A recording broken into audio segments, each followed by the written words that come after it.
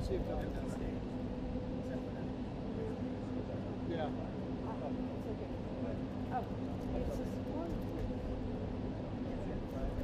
Oh, it's just...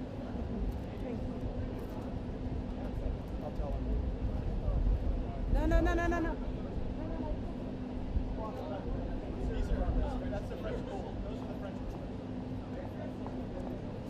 Standing in the sun, getting on it all.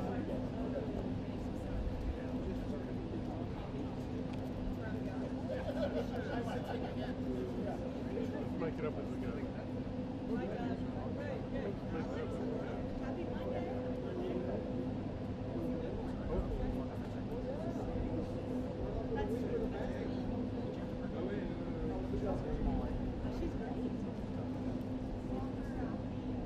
Tant pis si on n'a pas de jour.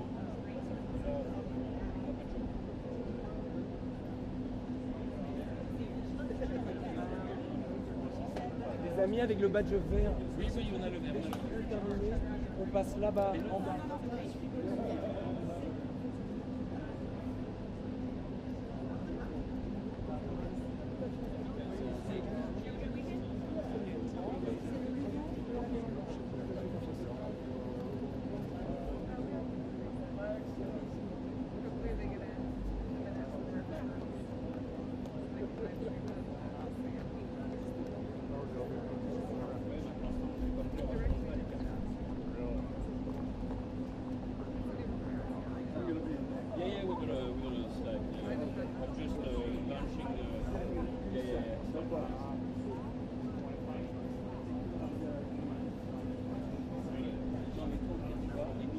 par derrière. Ouais, ouais, voilà.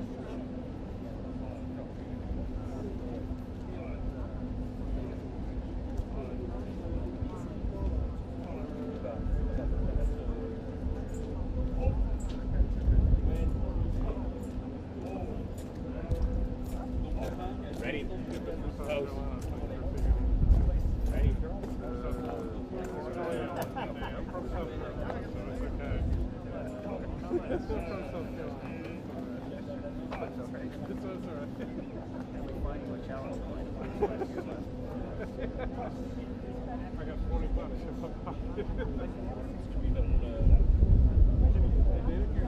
You might be able to push past his shoulder there. I think you'll have it.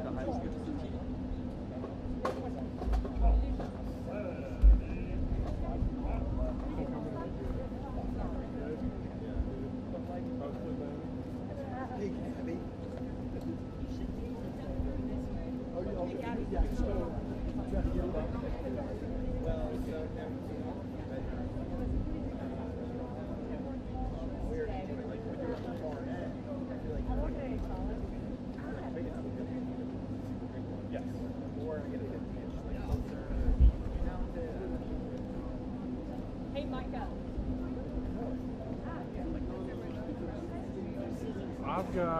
I'm still at 56, fighting kind of both of them.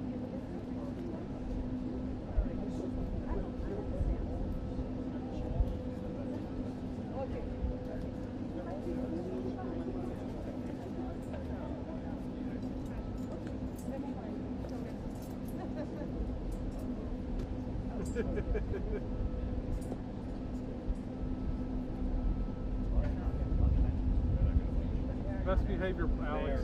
Yuri.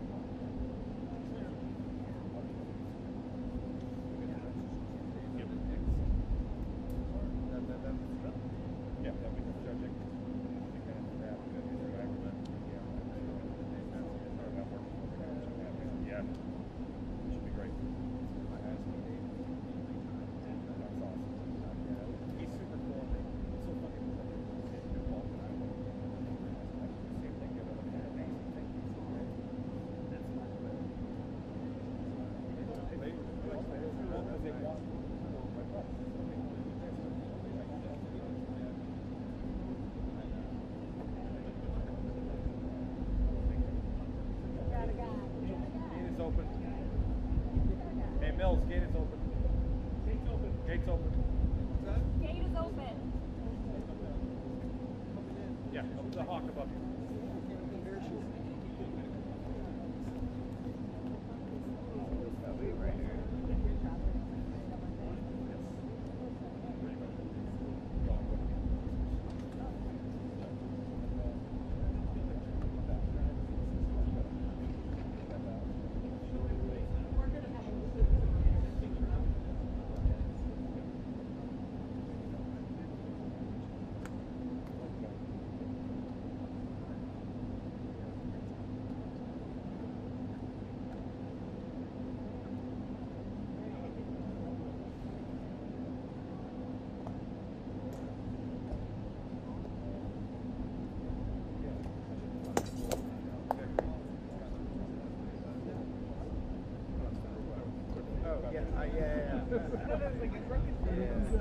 I felt like some of our limbs kept fell off.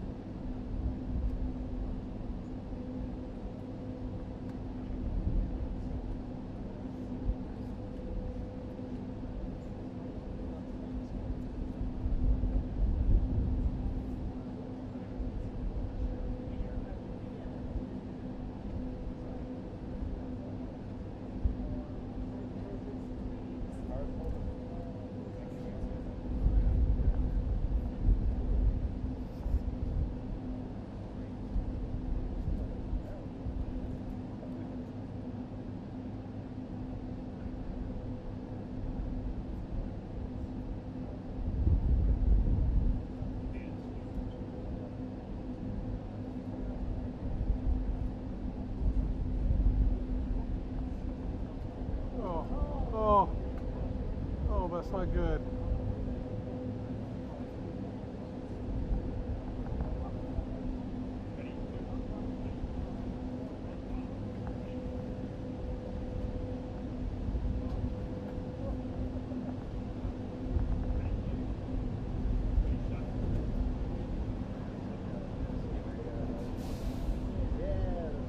President Trump, do you have a message for Pope Francis, sir, who's still in the hospital? Do you have a message for Pope Francis, sir? We don't see you, please. Should federal workers What? Get well. It's a very serious situation. We want him to get well as possible. President Macron, do you have something to say to the Pope, who's in the hospital? I didn't hear you. Pope, Hold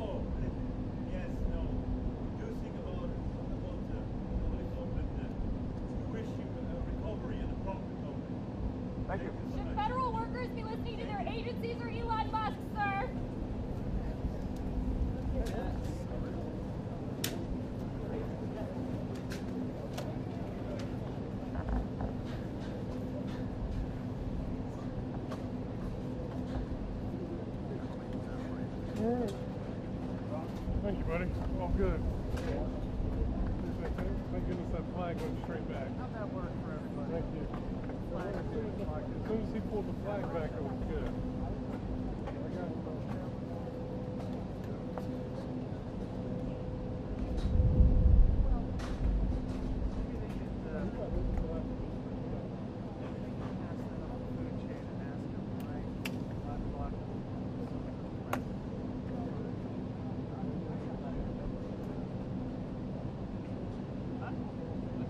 That's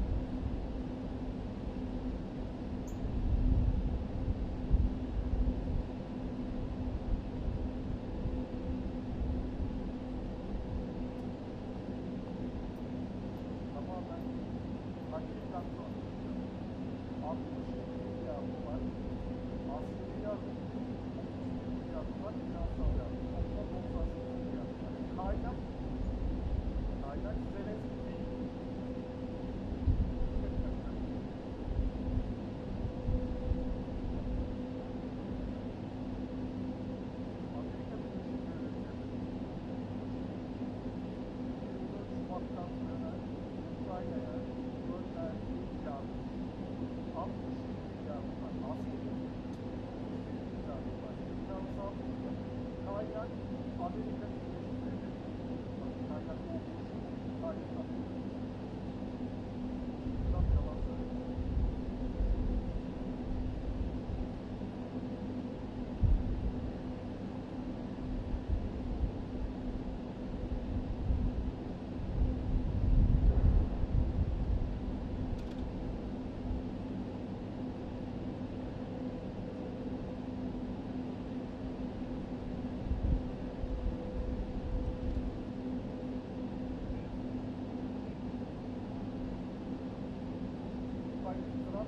Trump neden yalan söylüyorsa biraz da okuduk ya Trump'ın açıklaması.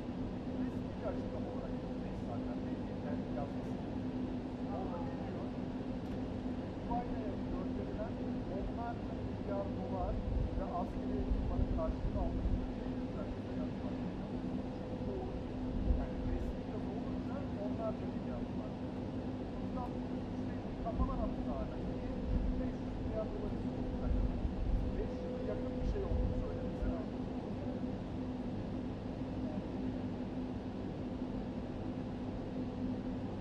Yüzlerce milyar.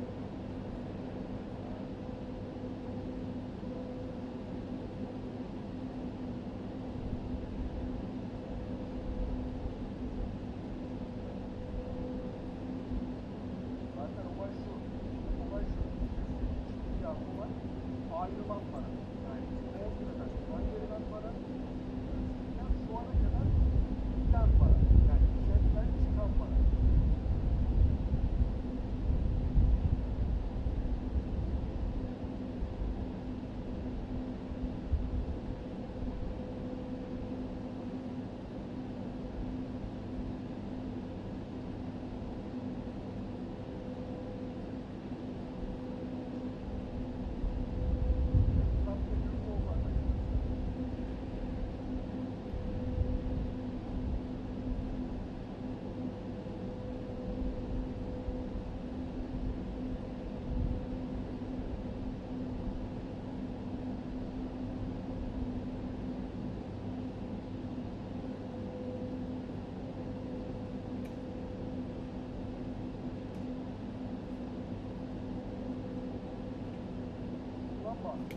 Yani savaşın inşaatı, savaşın kontrolü Rusya'da. İsteseler zaten bir günde Kıbrıs'ı alırlar. Kıbrıs'ı yerle bir ederler.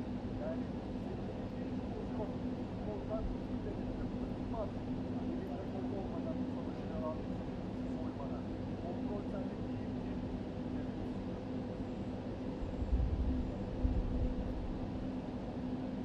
Zaten Trump son zamanlarda sözcüsü oldu.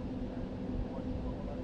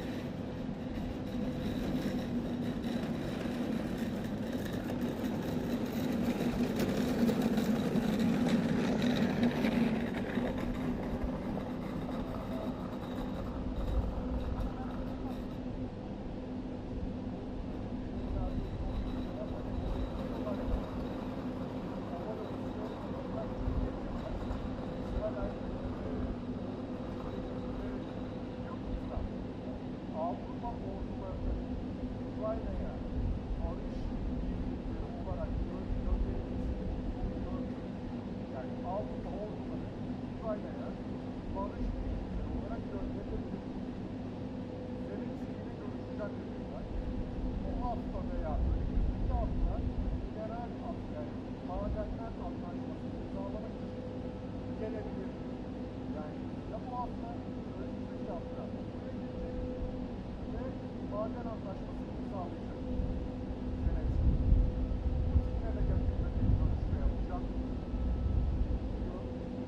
Ukrayna'yla maden anlaşmasını çok yaklaştık diyor. Macron ise Avrupa daha güçlü bir ortak olmak ve savunma konusunda daha fazla şeyler yapmak için istekli. Yani daha güçlü ve ortak olmak ve savunma hakkında daha fazla harcama yapmaya hazır. Ayrıca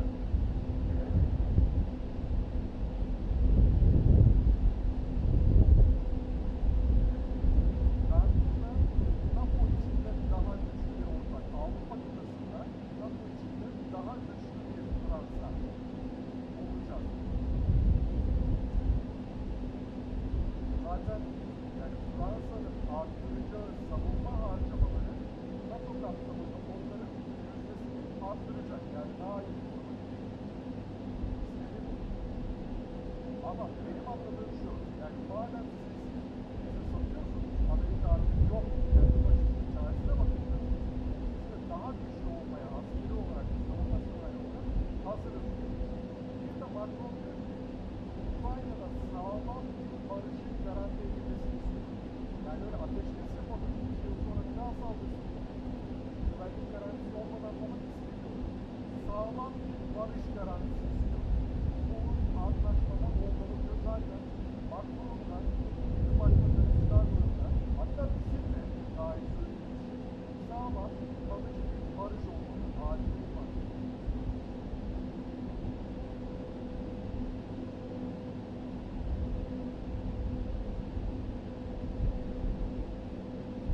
Aslında şu en son söylediklerim var. Yani onun biraz içini açmak lazım. Yani sağlam bir barış garantisi nasıl sağlanır? Yani 2014'te girdi. Sonra 2023'te bir daha girdi. Bırakırsa daha da girer yani. Görmedik. Zaten Trump'ı görmedik. Hani görmedik. Orayı kimse böyle girince zaten tanımıyor. Avrupa diyor ki o zaman o zaman biz buraya güvenlik sıfatı koyalım. Bunun adı da 100.000 civarı yabancı asker olsun. Avrupa içinde, NATO içinde, NATO genel sekreterine söylüyor. Zelenski hatta Türkiye'de benim anladığım kadarıyla asker göndermesini istiyor. NATO'nun en büyük konusu olarak.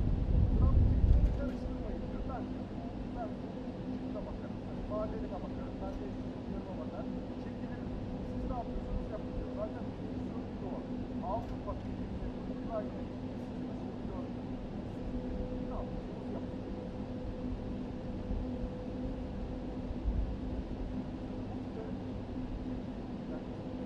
NATO bu işin içinde. Yani görüşmeleri, NATO genel sekreteri önünde işin içinde. NATO kapsamında bulunursa zaten hani bir zorlama değil, onda da gönüllü ülkeler çıkacak. Hangi gönüllü ülkeler buraya asker göndermez? Zelenski dediği şu, biz de buraya gelemiyorsak NATO bize gelsin. Aynen böyle söyledi. Yani madem bizi almıyorsunuz, NATO ülkelerinin askerleri bize gelsin diyor. Ama bunlar da boş değil, bunu da kabul etmem diyor. Bence ikna edilecek yer şu. Tamam sen yap maden anlaşmanı. Sen kendi işine bak ama biz burada güvenlik sağlayacağız. Bunu ikna etmeye çalışıyor.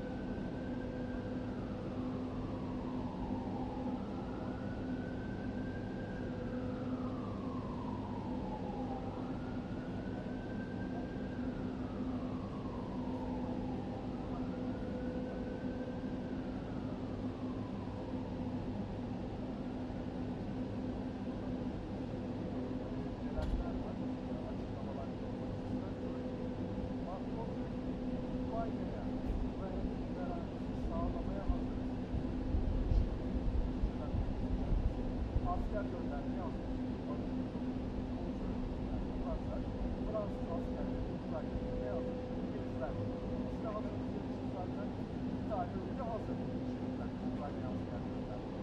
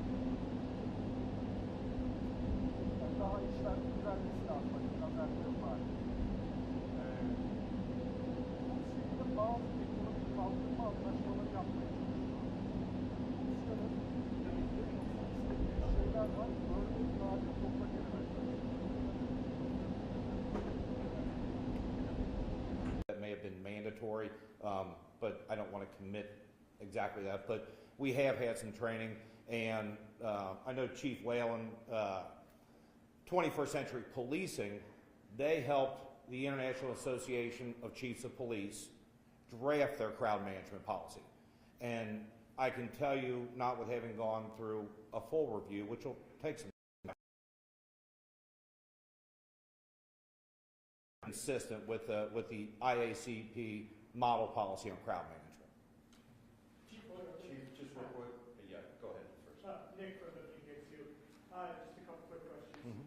First, are there concerns that this could happen again? I know that something was cited last night for distributing painful material over on the block on the Lincoln Heights side.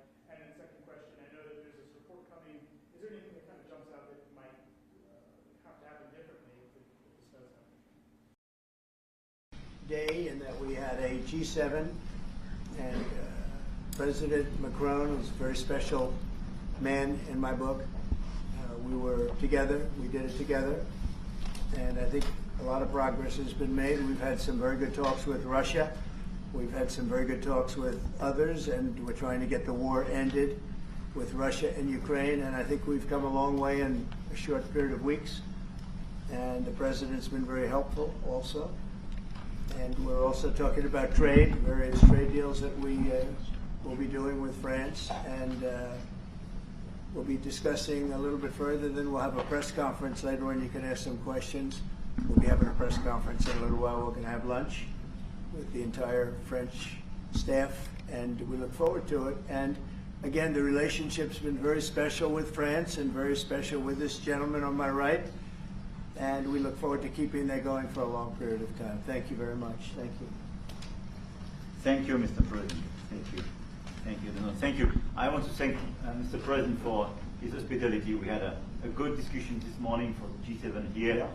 And for the third year of this war in Ukraine, and I think our common objective clearly is to build peace, and a solid and long-standing peace.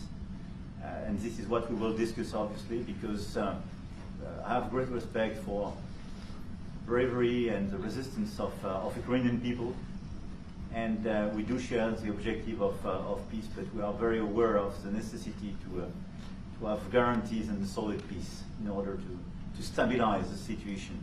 I'm here as a friend because through centuries we've been friends, and we are personal friends, as you mentioned it, because we work very well together. And I think the US and France always stands on the same side, the right side, I would say, of history. And this is exactly what's at stake today. And this is a very important moment for Europe as well, and I'm here as well after discussions with all my colleagues to say that Europe is willing to step up, to be a stronger partner, to do more in defense and security for this continent, and as well to be a reliable partner and to be engaged on trade, economy, investment in a lot of topics. So I'm very excited by the discussion we will have, and obviously we will follow up. And I want to thank you again, Mr. President, for your presence for Notre-Dame de Paris. It meant a lot for French people, and I want to thank you for that.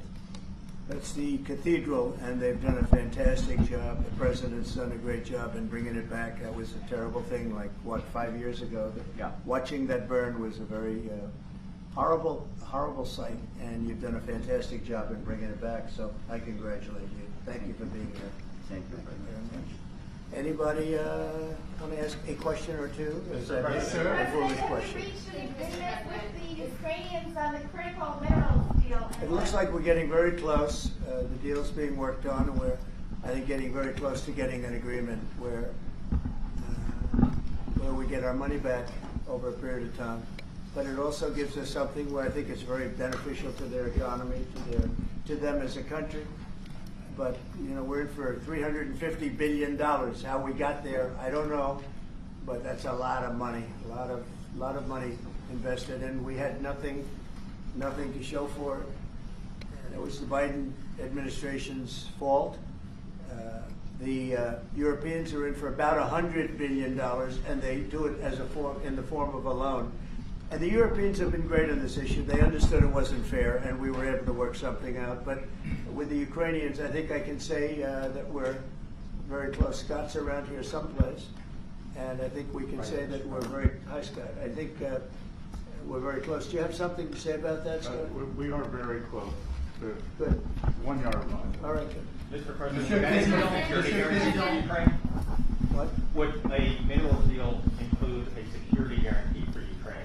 Well, it'll be, Europe is going to make sure that nothing happens. I don't think it's going to be much of a problem. I think once we settle, there's going to be no more war in Ukraine, and you're not going to have it's not going to be a very big problem.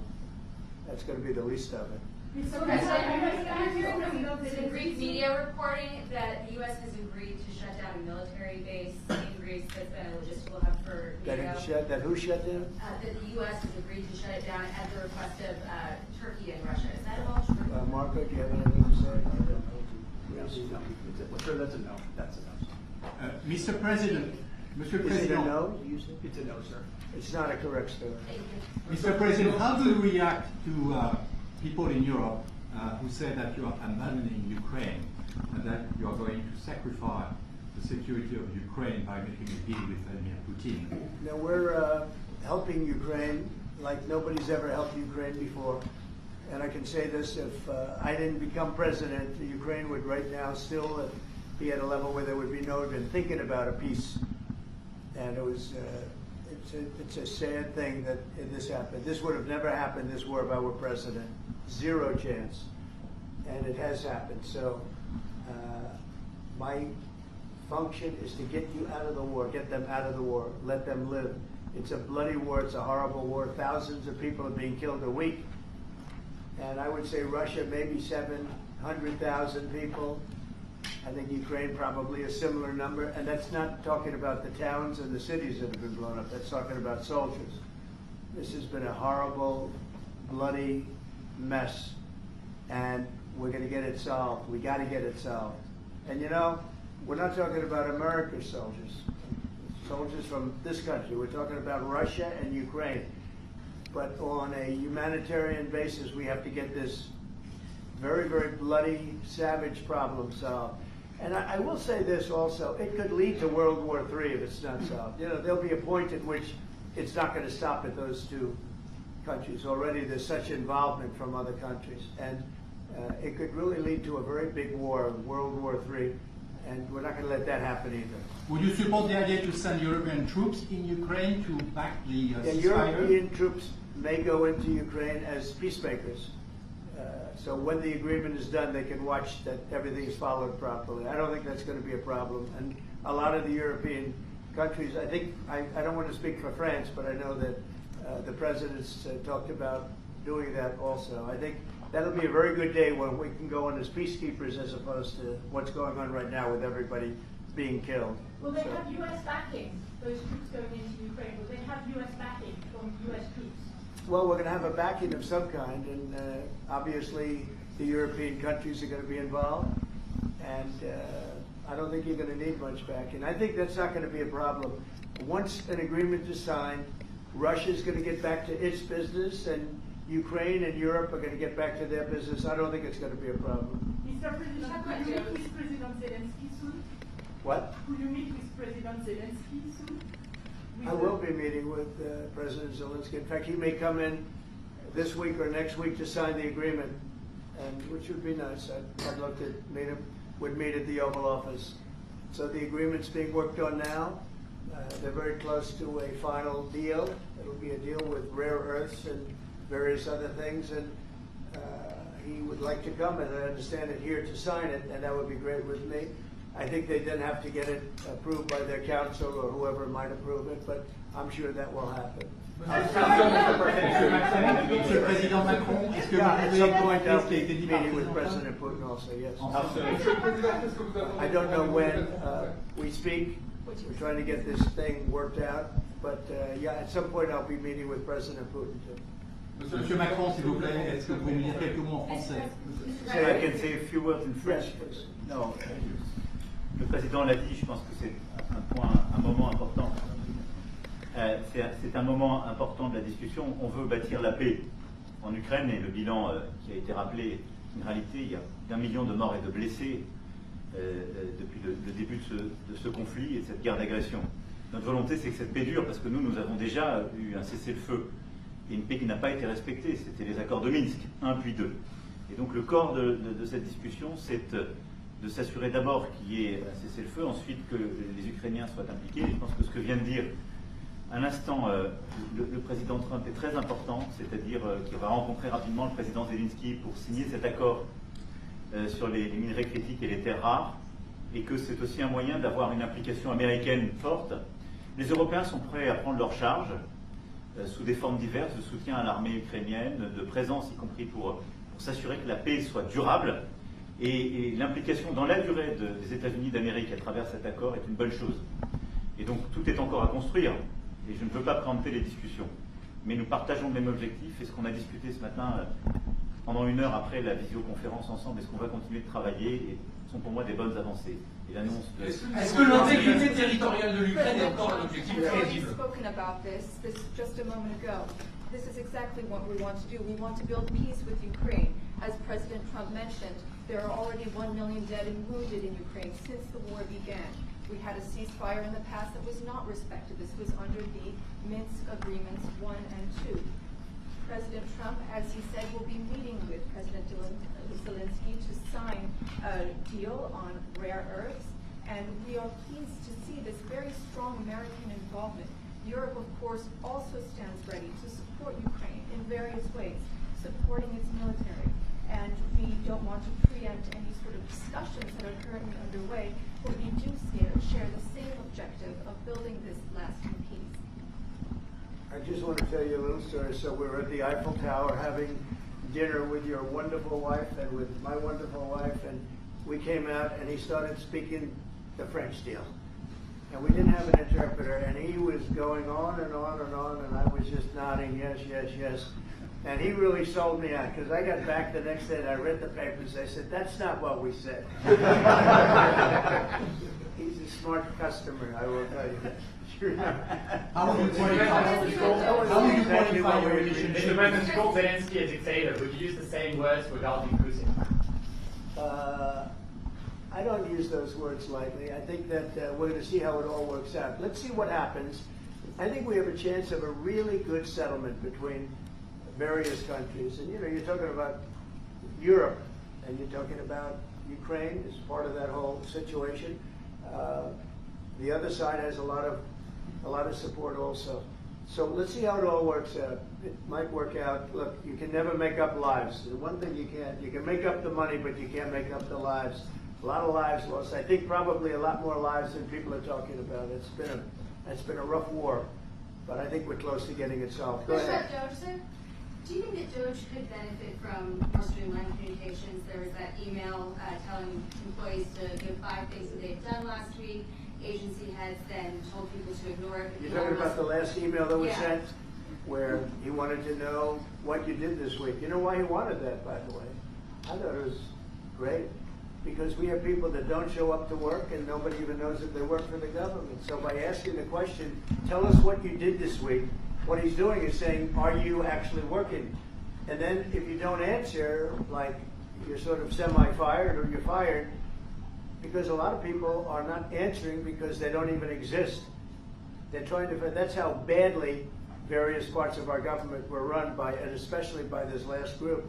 So what they're doing is they're trying to find out who's working for the government. Are we paying other people that aren't working? And, you know, where is all this? Where's the money going? We have found hundreds of billions of dollars of fraud so far, and we've just started. We're actually going to Fort Knox to see if the gold is there, because maybe somebody stole the gold. Tons of gold. So I think it was actually, there was a lot of genius in sending it. We're trying to find out if people are working. And so we're sending a letter to people, please tell us what you did last week. If people don't respond, it's very possible that there is no such person or they're not working. Some of the agency has instructed their employees not to respond. They were waiting on further guidance, but Elon Musk's tweet said a failure to respond would be taken as a resignation. So there's been a disconnect in communications. Yeah. Are you concerned at all about that? No. That was done in a friendly manner. Only things such as perhaps Marco at State Department, where they have very confidential things, or the FBI, where they're working on confidential things. And they don't mean that in any way combatively with Elon. They're just saying there are some people that you don't want to really have them tell you what they're working on last week. But other than that, I think everyone thought it was a pretty ingenious idea. We have to find out where these people are. Who are they? And we said, if you don't respond, we assume you're not around. And that holds, that stands. And you're not getting paid anymore, too. So, you know, we're doing a real job. And we just had a poll come out, I guess the Harvard poll, saying that it's massively popular what we're doing. Mr. President, do you still believe in NATO, in the alliance between Europe and America in NATO? Are you going to go to the summit in June? Very much involved in this.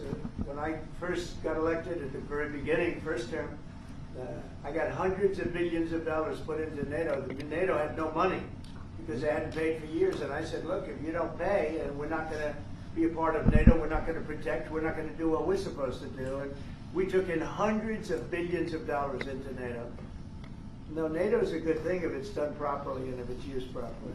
Mr. President, in these days you speak a lot about tariff in Canada, in Mexico, and in Europe. I want to know what is your idea about Italy, if you want to make the same thing. What? Can you talk up a little bit? In these days. No louder. Can you talk a little louder? You have a beautiful voice, but you're not. In these days, you speak. Where are you from? Italy. From Italy. Oh, I love Italy. Go ahead. I want to know if you have the same idea with Italy about tariffs. Well, look, I love Italy, and Italy is a very important nation. We have a wonderful woman as your leader, and she was on the conversation today, one that we had, the G7. And no, I think Italy is doing very well. I think Italy's got very strong leadership with Georgia. Monsieur le Président, qu'est-ce que vous répondez au président Trump qui a dit que les Français et les Britanniques n'avaient pas acheté? Any other questions? Yes, ma'am. Can you clarify what you meant in your truth today on the major economic development transactions between the U.S. and Russia? Any more details? With respect to what, Russia? In solving a peace deal, you said there will be major economic development transactions which will take place between the United States and Russia. Yeah, we're trying to do some economic development deals. They have a lot of things that we want, and we'll see. I mean, I don't know if that will come to fruition, but we'd love to be able to do that if we could. You know, they have massive rare earth. It's a very large, it's actually the largest in terms of land. It's by far the largest country. And they have very valuable things that we could use, and we have things that they could use, and it would be very good if we could do that. I think it would be a very good thing for world peace and lasting peace. Well, I mean, our first, by far, our first thing that we want to do, the first element of the overall transaction is ending the war. But if, just as we're doing with Ukraine, if we could do some economic development in terms of Russia and getting things that we want, something like that would be possible, yes. Mr. President, Mr. President. Yes, go ahead, please. Can you explain the rationale in having the U.S. vote against the UN resolutions that Ukraine proposed and also the U.S. proposed? I would rather not explain it now, but it's sort of self-evident, I think. Mr. President, first, what about increasing the tariffs on products from the European Union? Is that still something you want to do today? Well, it's not increasing, it's reciprocal. So whatever they charge us, we're charging them. So it's not a question of increasing. If they charge us 20%, we charge them 20%. If they charge us 30 or 40%, then we do that too. So that would be on European Union, but that really would be with respect to everybody. It's reciprocity. So reciprocal. Whatever they charge us, we charge them. Nobody has a problem. Even you, I see you don't have a problem. Mr. President, are you thinking of going to Moscow soon, maybe in May for the 9th of May for the anniversary? I mean, not soon, but I would be certainly, if this all gets settled out, which I think it will, sure, I would go there. On the 9th of May? And you'd come here too. On the 9th of May on the Red Square? I don't know the 9th of May, no. I think that's pretty soon. But no, at the appropriate time, I would go to Moscow. When do you see the war will end? I think the war could end soon. How soon? Within weeks. Weeks? Yeah. At what price for Ukraine? Do you think so? I'd like to ask you that. I think we could end it within weeks if we're smart. If we're not smart, it'll keep going and we'll keep losing young, beautiful people that shouldn't be dying. And we don't want that. And remember what I said, This could escalate into a third world war. And we don't want that either. Mr. President, your envoy Steve Witkoff suggested a temporary ceasefire in the conflict, but the Russian government has denied that out of hand. Do you worry that they're not dealing in good faith? No, I think they, at some point, will agree to that. I think they probably wanted to. And I think once you have a ceasefire, it's going to end, because they're not going from a ceasefire back to war. I think people have had their full. I'm just glad I was able to help, because there was no communication with Russia until I came along. Biden didn't communicate. He couldn't communicate with his own child. So Biden didn't communicate. He couldn't. It was terrible. He hadn't spoken to Putin in 3 years. You're trying to end a war. People are being killed. Every week, thousands of people are being killed. Soldiers, in this case, mostly. Also towns, you know, as missiles go in and back and forth. No, it's a shame. This should have never happened. This is a very sad, this is going to go down in the history books. This is a very sad moment, because that should have been stopped. That should have never started. And if it did start, it should have stopped the first week, not 3 years later. Okay? Je vais répondre, if you allow me, because juste, je pense que plusieurs questions de votre collègue qui ont été posées en français et qui rejoignent les questions posées par les collègues américains. D'abord, cette discussion est utile et construire la paix est une nécessité. La deuxième chose, c'est qu'il y a aujourd'hui une capacité de dissuasion qui est restaurée, et que c'est ce que veut dire le président Trump quand il dit qu'il n'y aura plus de problème. Je pense que la force du réengagement américain aujourd'hui, c'est en quelque sorte l'incertitude aussi pour le président Poutine. Et donc il y a une capacité de dissuasion qui est là, qui permet de sceller d'abord sans doute une trêve, la capacité à vérifier que cette trêve est respectée, et ensuite un accord de paix qui permettra de reconstruire l'Ukraine et de lui apporter aussi les garanties de sécurité. Dans le cadre de ces garanties de sécurité, nous pensons que nous avons notre rôle à jouer. Et donc, on verra à ce moment-là de la discussion, je ne veux pas la préempter, ce qui est nécessaire pour que l'Ukraine puisse rester un pays souverain. Et d'ailleurs, dans les discussions entre l'Ukraine et les États-Unis d'Amérique, il y a cette question d'une souveraineté ukrainienne qui est respectée. Et donc, nous, ce que nous avons préparé, en particulier avec nos partenaires britanniques, dans le cadre d'un travail très étroit qu'on a mené ces dernières semaines, et partagé avec tous les pays européens et alliés qui sont prêts à s'y joindre, c'est l'idée de dire on est prêt à apporter ces garanties de sécurité. Les conditions, elles doivent en être définies. Elles doivent être définies par l'accord. Ça peut aller jusqu'à l'envoi, comme l'a dit le président, de troupes qui iront observer que la paix est bien respectée, qui iront se positionner, pas sur la ligne de front, pas pour justement, en quelque sorte, être dans le conflit, mais marquer une présence comme une garantie. Il y a d'autres moyens de soutenir, qui peuvent être des soutiens accrus et capacitaires à l'armée, des structures nouvelles. Et je pense aussi que l'accord qui est discuté, le président l'a dit, la crédibilité américaine qui est mise dans ce moment, c'est aussi montrer que chacun est dans son rôle, mais que nous avons une unité, Européens et Américains, et donc avec une forme de garantie que les Américains prennent par la discussion sur les minerais critiques qui sont en train de finaliser. La guerre peut s'arrêter dans plusieurs That semaines. That is the most beautiful language. I have no idea what he's saying, but that is the most elegant, beautiful language. Go ahead, please. This is a question that was asked by several. What we need to do is make sure that we are building peace. We have deterrence capabilities that have been restored. As President Trump said, there won't be any more problems. We've seen the U.S. re-engagement and the message that sends to Mr. Putin. We have deterrence, which will allow a truce to take place, verification of that truce, and then a peace agreement can be put in place so that we can start rebuilding Ukraine with security guarantees. And we have a role to play in that. Again, I'm not preempting any discussions, but we've spoken about Ukraine's sovereignty, and that has been a subject of discussion between the U.S. and Ukraine. We have also been working closely with our British partners this week. We've shared this information with other European countries, and we are ready and willing to provide those security guarantees, which could perhaps include troops, but they would be there to maintain peace. They would not be along the front lines. They would not be part of any conflict. They would be there to ensure that the peace is respected. Our assistance may include other capacity building, perhaps for the military. We see U.S. credibility here. We each have our role to play, but we will be done in a united fashion.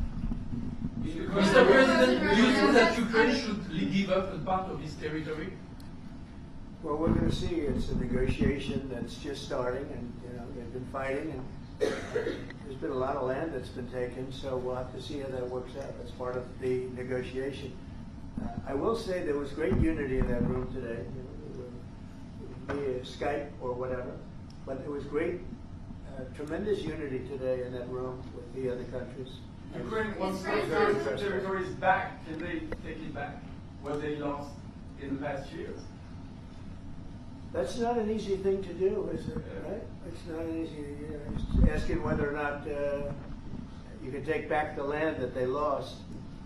And I say that, yeah, perhaps some of it, yeah, I hope so. But that's not an easy thing to do. But not everything. It's going to be something we're talking about. Will you convince Vladimir Putin to accept the European troops as peacekeeper? What do you think? Yeah, he will accept that. He will accept I've it? asked him that question. You talked to me? I've asked him that question. He said yes? going to lift the block on the Because he's $300 billion? not, look, if we do this deal, he's not looking for more war. He doesn't mind, but I've specifically asked him that question. He has no problem with it. Is France going to lift the block on the $300 billion in frozen Russian assets in Belgium? France has opposed unfreezing it to pay Ukraine and compensate the U.S. for its support. Is France going to lift its opposition to that? This is, we speak about frozen assets. We already used them to back precisely the loans negotiated at the G7, and it's part of the sanctions. So it will depend on the follow-up of the discussions. But clearly, we respect international law. It's just frozen assets now. You can take the proceeds of the frozen assets, but you cannot take the assets themselves because it's not respecting international law, and we want to respect international law. How is one different than the other? If you can take the proceeds from it, how can you not take Because it's very different. You keep the assets, you take the proceeds because they are paralyzed in a certain way, you take the proceeds during the wartime, but you keep the assets, and it's part of the negotiation at the end of the war. Because, this war costed all of us a lot of money. And this is the responsibility of Russia, because the aggressor is Russia. Should the US So, be compensated? so at the end of the day, this frozen asset should be part of the negotiation. All in all. Will France support the U.S. being compensated? I support the idea to have Ukraine first being compensated because they are the ones who have lose a lot of their fellow citizens and being destroyed by these attacks. Second, all of those who paid for could be compensated, but not by Ukraine, by Russia, because they were the one to aggress. Just so you understand, Europe is loaning the money to Ukraine. They get their money back. No, in fact, to be frank, we paid 60% of the total effort, and it was through, like the US, loans, guarantee, grants, and we provided real money, to be clear. We have 230 billion frozen assets in Europe, Russian assets, but this is not as a collateral of a loan because this is not our belonging. So they are frozen. If at the end of the day in the negotiation we will have with Russia, they're ready to give it to us, super. It will be loan at the end of the day and Russia would have paid for that. If you believe that, it's okay with me. Mr. President. If they get their money back, we don't, and now we do. But that's only fair. Mr. President, Russia should be the one that pays everybody back. Are they the aggressor? Well, we're negotiating everything, and everything's on the table, and we'll see if we can get some land back, and we'll see about a lot of different things. And we're going to be making a little speech and say a few words in a little while. We're going to have another meeting, a luncheon meeting, and we'll see you in about 2 hours. Okay? Thank you very much, everybody. Thank you, guys. Moving out. Moving out. Cameras around here. Thank you. Thanks, guys. All right, head out this door right here, right here. Moving out. Thank you. Right here, moving out. Cameras, right out the door. Come on, let's go. Out the door.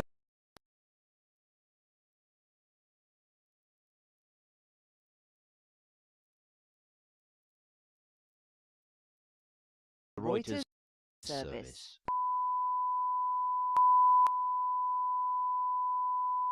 This is the primary audio circuit for the Reuters live service.